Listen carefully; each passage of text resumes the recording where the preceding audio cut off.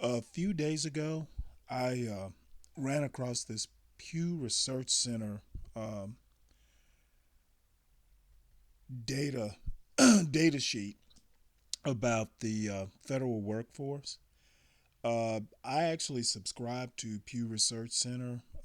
Every month they come out with one or two really interesting polls and other type of research. It's mostly demographic uh, types of research where they look at different groups of people and talk about relevant data concerning those groups. So this is about the federal workforce, and the way I'm going to look at this is kind of read it, and then they basically organize the data in several different ways, and I'll just read the headings of those types of ways as we go along.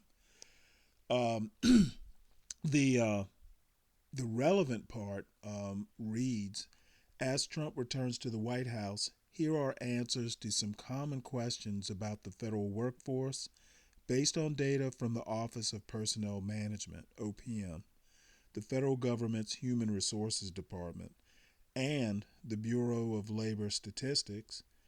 Unless otherwise stated, all figures in this analysis are as of March 2024. So the data is a little bit time late, but I'm going to, it's a year old. I'm going to use it anyway. So the categories are: how many federal workers are there? How has the number of federal workers changed over time? Which federal departments and agencies employ the most people? Are federal workers in Washington are most federal workers in the Washington D.C. area?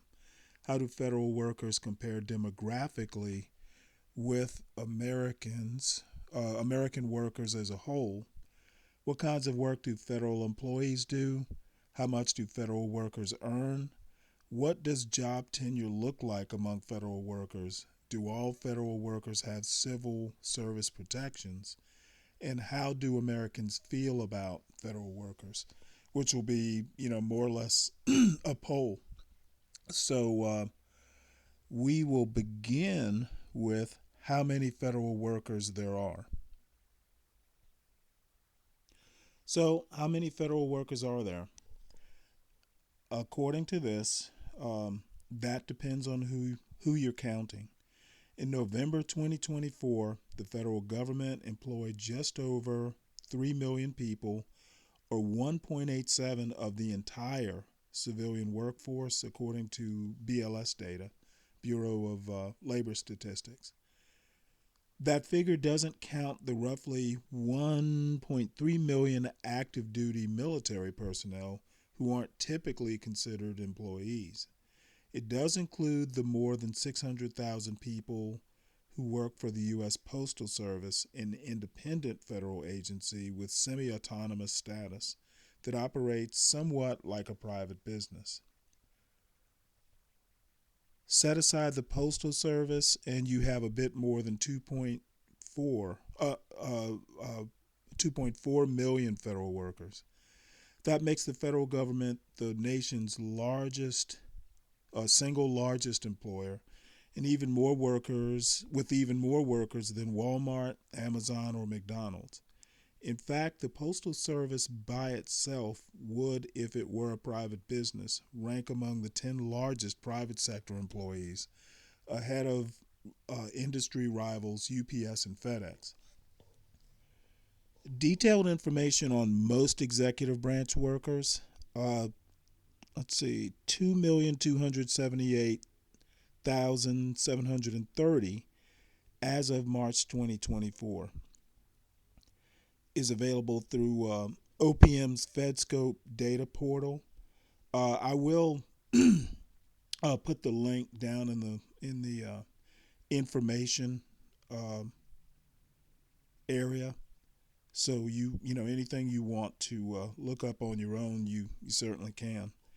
The rest of this analysis draws mostly from that database.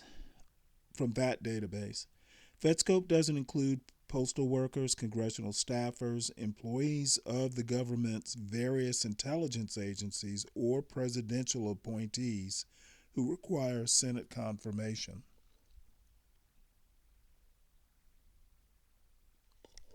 The next category: how has the number of federal workers changed over time? In absolute terms, it has risen fairly steadily for decades. In November 2000, federal employment, excluding the Postal Service, stood at 1,855,900 people, according to the BLS. That number has grown by a little over 1% each year since then to 2,405,100 people in March 2024. While the number of federal workers has grown over time, their share of the civilian workforce has generally held steady in recent years. The federal government, again excluding the Postal Service, accounts for 1.5% of total civilian employment, a share that, except for a temporary bump in mid 2020 for the decennial census, has been largely constant for more than a decade. The Postal Service's workforce, on the other hand, has fallen by a third since peaking at a seasonally adjusted 909,000 in April 1999. Despite the agency's announced intentions to reduce headcount, Postal Service employment has hovered around 600,000 for more than a decade.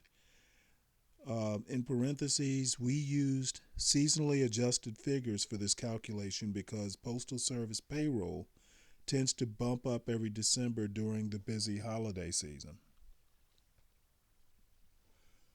Which federal departments and agencies employ the most people?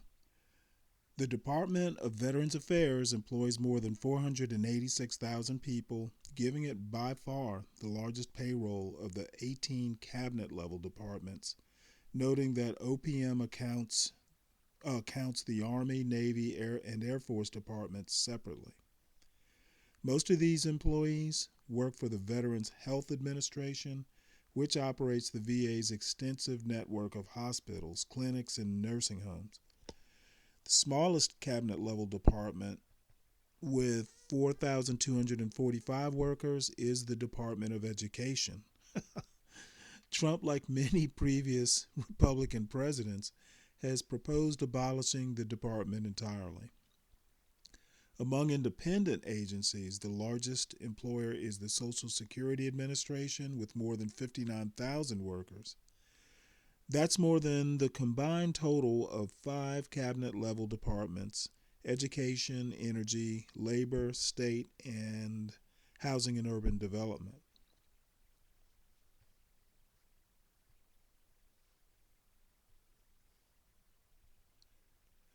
Are most federal workers in the Washington, D.C. area?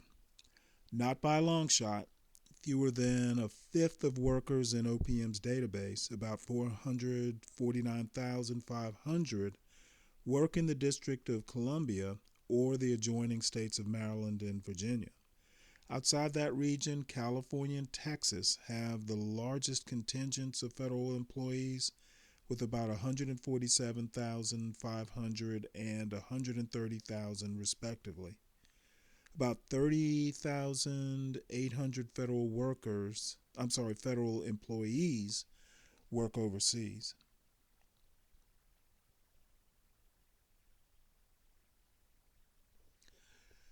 How do federal workers compare demographically with American workers as a whole? The federal workforce is slightly more male at 53.8% versus 52.8% for all civilian workers. It also skews somewhat older. 28.1% of federal workers are ages 55 and older, compared with 23.6% of the overall workforce. Fewer than 9% of federal employees are younger than 30, compared with 22.7% of all workers. Racially and ethnically, the federal workforce largely mirrors the overall civilian workforce, with two notable exceptions. A bigger share of federal workers are black, 18.6%, versus 12.8%, which is the total, the percentage of blacks in the U.S. population. And a smaller share are Hispanic or Latino, 10.5 in the federal workforce versus 19.5 of the U.S. population. As a whole, federal workers are more educated than the overall civilian workforce. Nearly a third of federal workers, 31.5%, have a bachelor's degree, compared with 27.7% of all employed Americans, and almost 22% of federal workers have an advanced degree versus 17.6% of all workers. The most highly educated federal agency among those with at least 1,000 employees isn't NASA or the National Science Foundation, but the U.S. Agency for International Development, USAID. Two-thirds of its 4,675 workers hold a master's degree, doctorate, or other advanced degree. Probably why folks want to get rid of it. Too many educated people there for the Americans' tastes. Okay, what kinds of work do federal employees do? Almost all federal employees, 92%, are considered white-collar workers. That is, in professional, administrative, technical, clerical, or similar jobs, but the range of specific federal occupations runs literally from A, 740 able seamen, to Z, 43 zoologists. Nearly 364,000 federal employees, or 16% of the federal workforce, are in health-related fields, the single largest occupational category. By contrast, only 134,239 federal workers, or 5.9%, are classified as lawyers or in law-related jobs. Out of more than 660 specific occupations that OPM lists, the most common are nursing and miscellaneous administration and program work, both with more than 111,000 workers, and information technology management with about 99,000 workers. The federal government also employs some 14,000 custodial workers, about 2,500 welders, 580 cartographers, and 21 bakers. Interesting.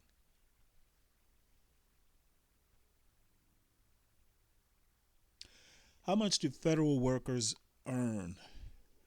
The average annual pay across the entire federal workforce is $106,382, according to OPM.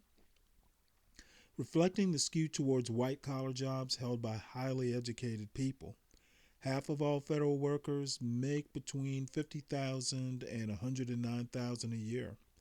Relatively few, 3%, make $200,000 or more, while 8% make less than $50,000.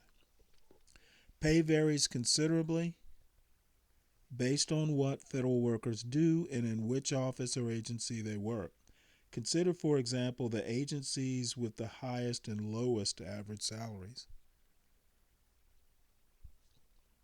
The Commodities Futures Trading Commission, which regulates futures contracts, swaps, and other derivatives markets, employs 736 people who make an average of $235,910 a year. Nearly all of the CFTC's workers are in professional or administrative jobs, including 273 attorneys, 122 in general business and industry, 68 information technology management workers, 43 auditors, 32 economists. So, let's see here.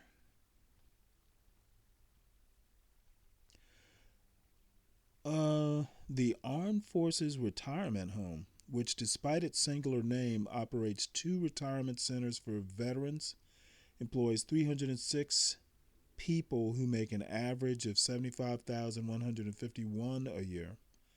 Most of its workers are in healthcare, including 153 nurses, practical nurses, and nursing assistants. So the Armed Forces Retirement Home, apparently, that's an agency with the lowest average salary. Interesting. Okay, what does job tenure look like among federal workers? More than half of federal workers, 1.18 million or 51.8%, have worked for the government in any civilian capacity for less than 10 years. According to analysis of OPM data, the average tenure across the entire workforce is 11.8 years, but this too varies considerably from agency to agency. The highest average length of service among agencies with at least 100 employees is at the United States Holocaust Memorial Museum in Washington, D.C. The museum, which opened in 1993, has 117 employees with an average tenure of 21.8 years. AmeriCorps, the domestic volunteerism agency formerly known as the Corporation for National and Community Service, has the shortest average length of service among major agencies. Its 785 workers have an average tenure of 7.5 years. For comparison, the median job tenure for all U.S. wage and salary workers is 3.9 years. That's according to Bureau of Labor Statistics data.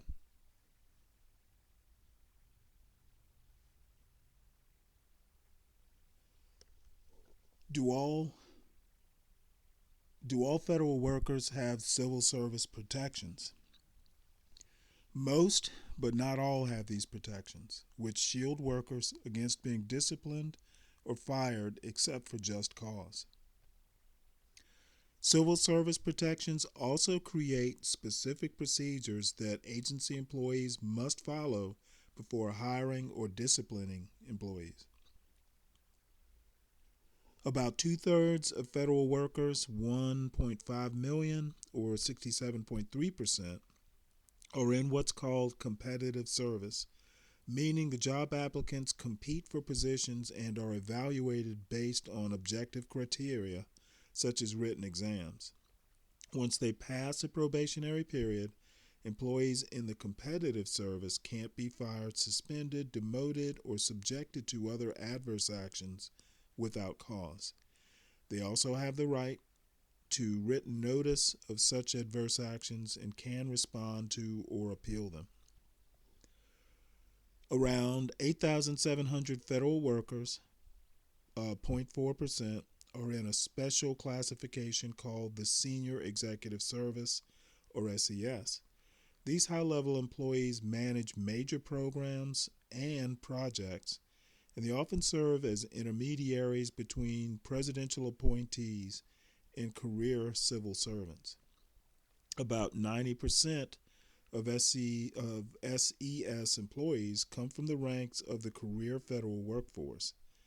In general, they can only be fired for misconduct, neglect of duty, malfeasance, or refusal to accept a transfer or reassignment.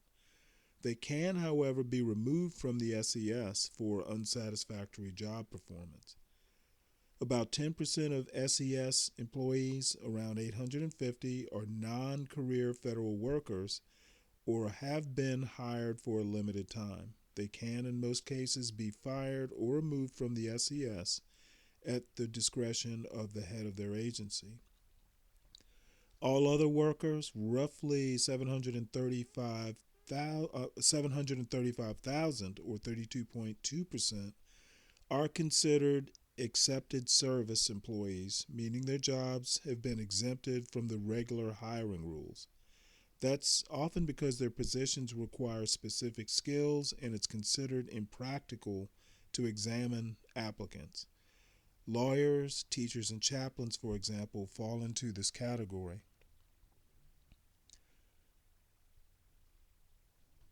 Also, part of the accepted service are employees in jobs of a confidential or policy determining character. Most political appointees to positions that don't require Senate confirmation are in this category. Generally speaking, accepted service employees, except for the political appointees referred to above, have the same notice and appeal rights as workers in the competitive service. However, in most cases, those rights don't become effective until after the worker has been on the job for at least 2 years, which in practice makes them easier to discipline or fire. Late in Trump's first term, he issued an executive order that would have allowed agencies to move certain career employees, those whose jobs were determined to be of a confidential policy determining, policy making, or policy advocating character, into a new category of the accepted service. That would have made them easier to hire, discipline, or fire outside the usual civil service rules. Estimates were that tens of thousands of career employees would have been reclassified under the plan. President Joe Biden revoked Trump's order upon taking office, and earlier this year, his administration adopted a new rule aimed at protecting career employees from being moved involuntarily to a classification with fewer job protections.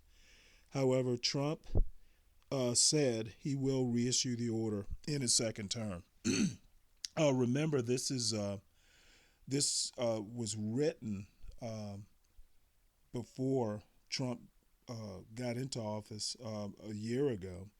However, the data is current, so bear that in mind. And let's see, what is this? Lastly, how do Americans feel about federal workers? Pew Research Center has regularly asked Americans about their views on the size and scope of government, their opinions of specific federal departments and agencies, and even whether they have more confidence in career employees or political appointees. Their responses indicate that Americans have, at best, mixed feelings about federal employees and the agencies they work for. Americans are evenly divided on government size and scope. 49% say they prefer a smaller government that provides fewer services, while 48% say they would prefer a larger government that provides more services, according to a survey conducted in April of 2024. A majority say government is almost always wasteful and inefficient, while 46% say it often does a better job than people give it credit for.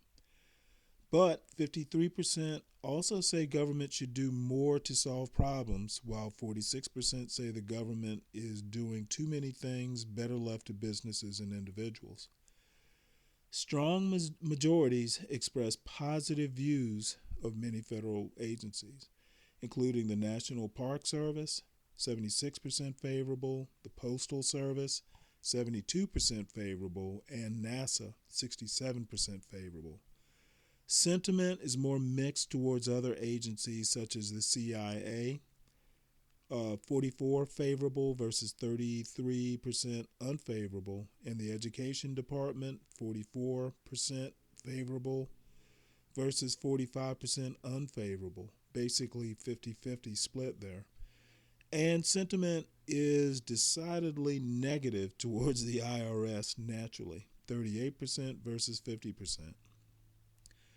And lastly, in a 2022 survey, more people expressed a great deal or a fair amount of confidence in career government employees, 52%, than in officials appointed by the president, 39%. However, both those figures were down from 2018. Numbers were 61% and 42%, respectively. So I want to add that David DeSilver is a senior writer at Pew Research Center. Apparently, he's the one who coordinated all this. Um, Again, I'm going to post this the link to this paper in the show notes. I'm also going to do another short video concerning DEI and the civil service. One thing people don't realize is one of the categories um, in these DEI hiring processes favors uh, military veterans. So there's some problems here. Basically, veterans are getting kind of swept up in this DEI debacle, and you know, my personal experience, veterans are probably some of the best workers you'll find out there. Especially the retirees, people who've been in the military for a while. They're dependable. They're hard workers. They're confident. A lot of times, they're smart and just well seasoned. Would be my description. So, um, you know, throwing out the baby with the bathwater and not actually thinking about what you're doing, the slash and burn tactics that Elon and Trump want to use. Um, there's a reason why his approval ratings are historically low in his first couple months in office.